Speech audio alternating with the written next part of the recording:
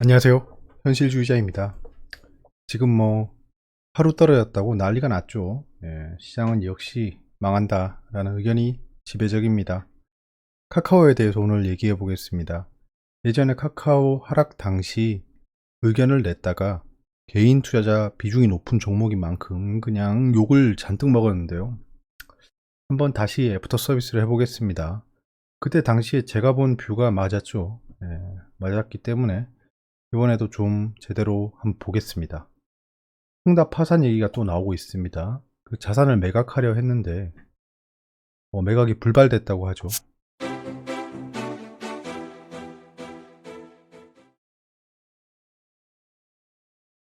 자, 외신입니다. 오일이 상승하고 있다. 아주 서서히 상승하고 있다라고 합니다. 이거는 미국의 원유 재고량이 예측치보다 훨씬 적게 나왔습니다.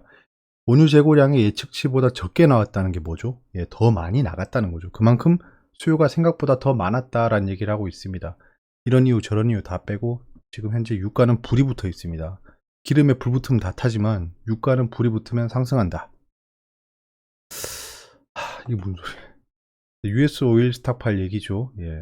아주 기대하지 않은 하락이었다. 하락이라는 게 원유 재고량이 감소했다. 많이 나갔다라는 겁니다. 무슨 기대를 하고 있었는지 모르겠지만 그렇다고 하네요. S&P 500이랑 다우지수가 거의 신고가에 근접해 있다. 세상이 다 망할 것 같았지만 현재 얼마 전에도 미증시 폭락한다고 난리였죠. 근데 지금 S&P 500이 전고점 인근에 와 있다는 겁니다. 이것도 저희가 본 뷰가 맞죠. 지금 생각해 보면 코로나 폭락 이후에 우리가 보는 뷰가 틀린 적이 없습니다. 그거는 우리 현재 여러분들의 그 투자 실력이나 시장에 대한 뷰가 정확하다고 자부하시면 됩니다. 어디 가서.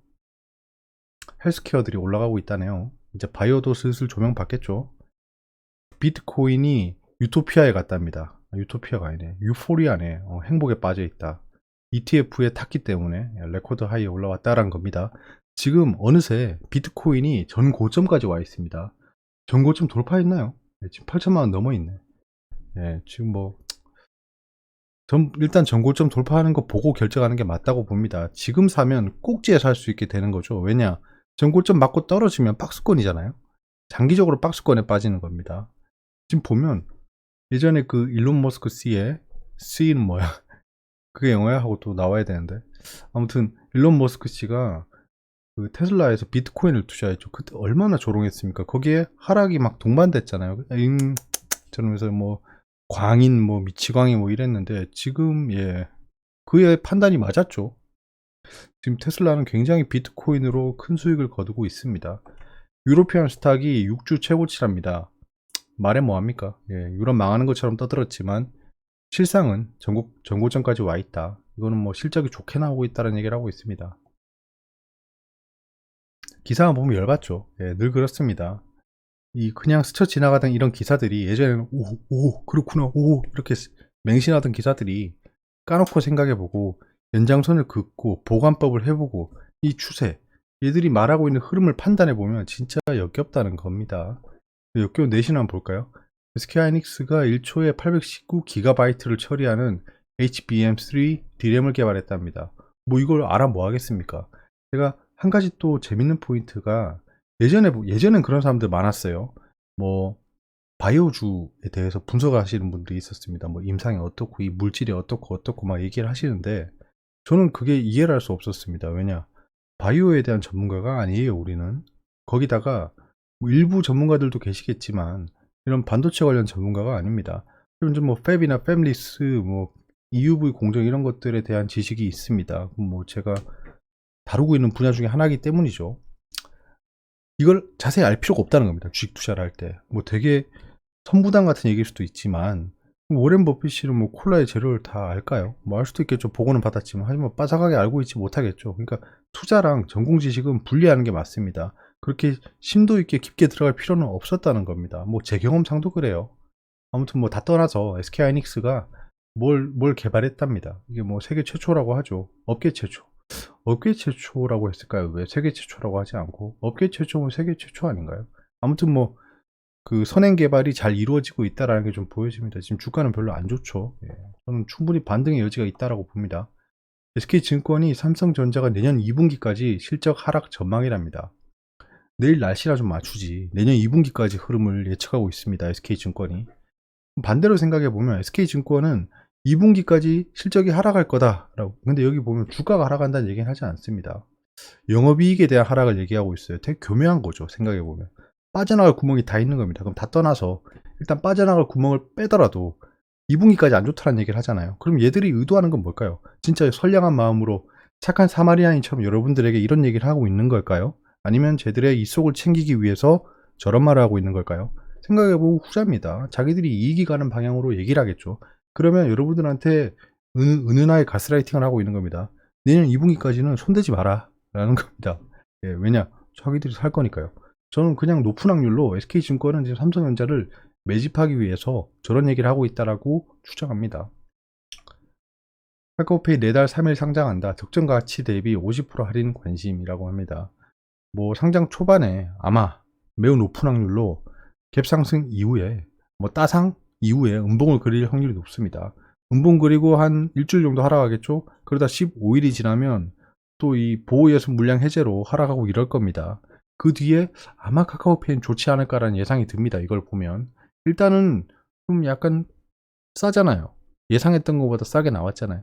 네, 그런 걸 좀 여겨볼 수 있겠습니다. 다시 치솟는 비트코인 시세, 정부 내년 예정대로 과세. 과세에 대해서 또 얘기하시는 분들이 많은데요. 조금만 얘기해 볼게요. 우리나라 과세한다고 전 세계 비트코인 시세가 움직일까요? 저는 이게 정말 이해할 수가 없습니다. 그런 로직을 펼치시는 분이 굉장히 많아요. 내년부터 과세하기 때문에 매물이 쏟아질 거다 뭐 이런 얘기가 있던데 사실 뭐 그걸 맞다라고 생각하시는 분은 없겠죠. 어차피 미국, 일본 등 여러 국은 이미 비트코인, 가상자산에 대한 과세를 하고 있습니다. 뭐 예를 들면 미국은 제가 지금 자세히 기억은 안 나는데 취득 1년 내에, 그러니까 이건 단기적으로 취득했다고 보는 거죠. 그럼 최대 37%인가 세금을 부과합니다. 1년이 넘어가면 자산이기 때문에 10%에서 20% 세금을 부과하고 있어요. 그러니까 이미 하고 있는 겁니다.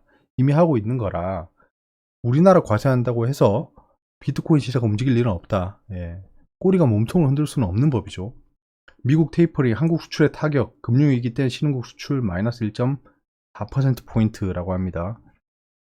저는 의미 없다고 생각합니다. 옛날에 그 자를 들이대고 있어요.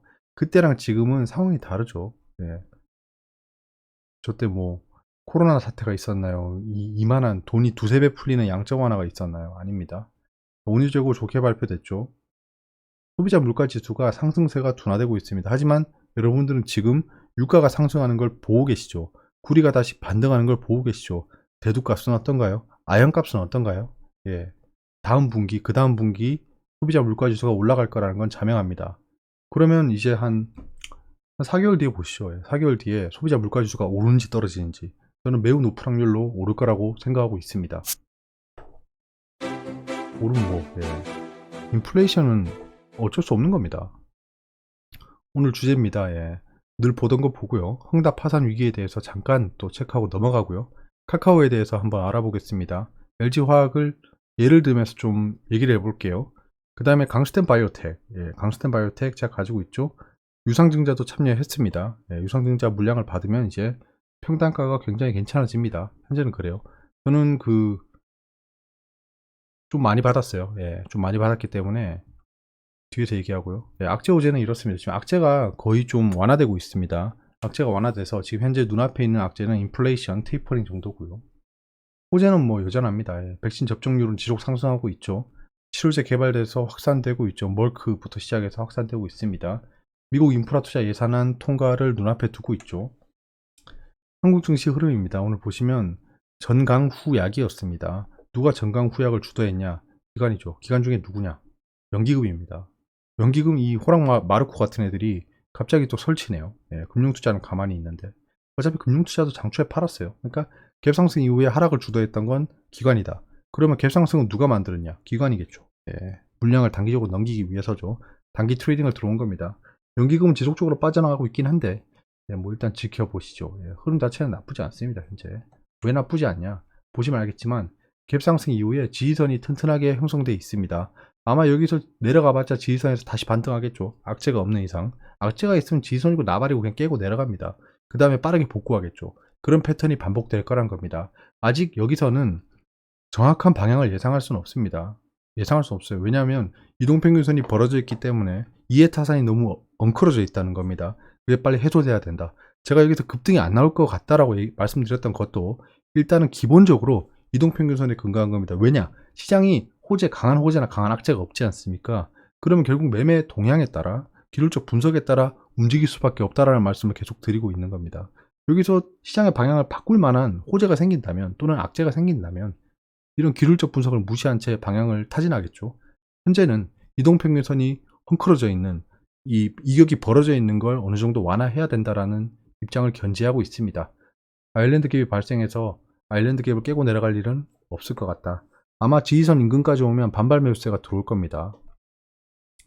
헝다에 대해서 얘기해 보겠습니다. 간단하게 얘기할게요. 이게 왼쪽에 이 그림이 마일스톤입니다. 마일스톤 이정표라는 거죠.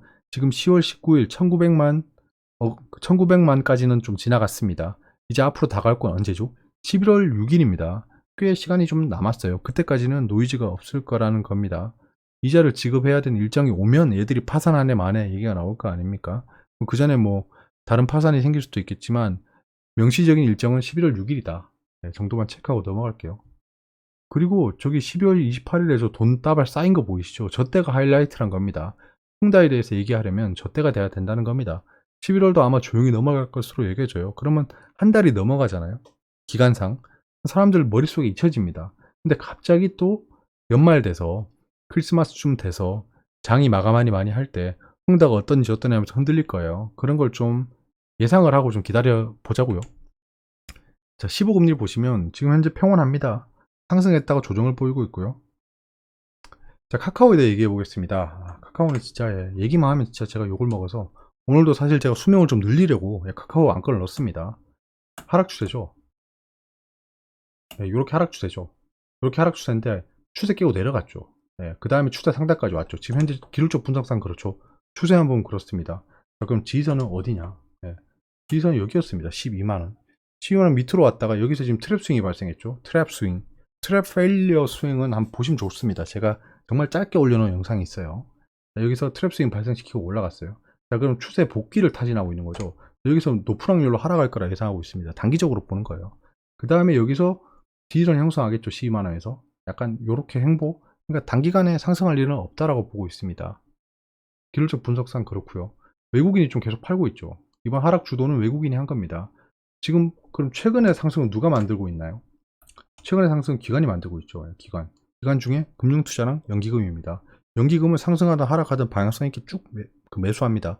연기금은 카카오를 좀 지속 매수할 걸로 보여져요. 그러면 지금 상승을 왜 했냐 라고 하면 여기 지금 공매도 잔고가 떨어지는 게 보이시죠? 대차 잔고인데 공매도랑 연결되어 있습니다. 공매도 잔고가 떨어진 걸 보시면 최근의 상승은 단기적인 숏커버링이라 볼 수 있겠죠. 숏커버링으로 상승한 겁니다. 숏을 누가 커버했냐? 기관입니다. 기관이고 지금 이때 하락 때 들어온 신용분이 이만큼 있잖아요.